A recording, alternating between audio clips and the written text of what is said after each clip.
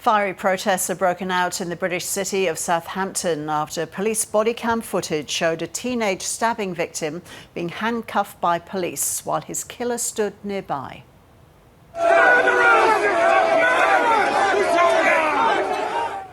18-year-old Henry Nowak died in December, but the story received renewed attention after his killer was sentenced to life. The video footage of his final moments has now been released, and an independent investigation into the police officer's conduct has been called for. And a warning, this discussion will contain some of that video, which is extremely distressing vision. With me is reporter Jade McMillan in the studio. Hi there, Jade.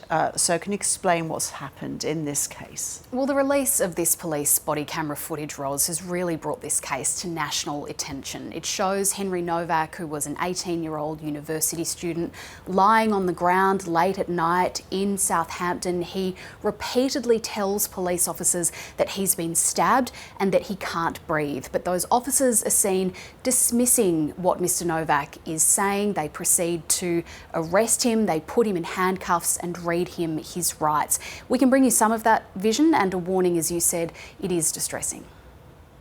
What's happened to you, right? Been stabbed. You've been stabbed? Whereabouts? Don't think you have, mate. That's what. And then you've got mouth. I want to keep you up. Hand? No, I can't breathe. Put the hand in the cuff, mate. Yeah. This is like numerous times this has happened. Now, Ros, what that video also shows is Vikram Digwa, the man who was later convicted of killing Mr. Novak.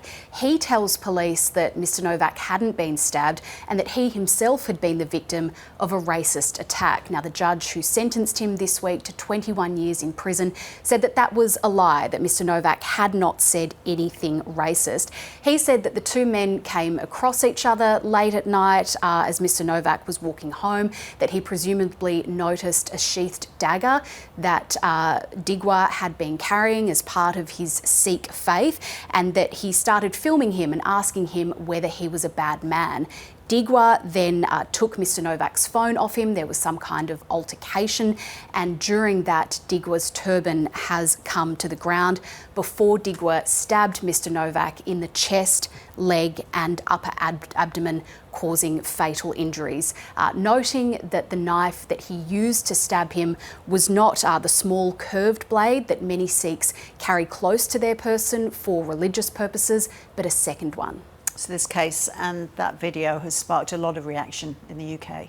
Yeah, it has. The judge in this case said that Digwa's lies had given police a reasonable assumption that Mr. Novak should be arrested, that had delayed the medical attention for his injuries. He also said, though, that the injuries were so extensive that nothing could have saved him. But it has sparked a lot of questions about the police conduct here, including from the British Prime Minister, Sir Keir Starmer. It's harrowing, and I have to say, as a father of a 17-year-old boy, I felt sick watching it. It is absolutely right that the IOPC are looking at this.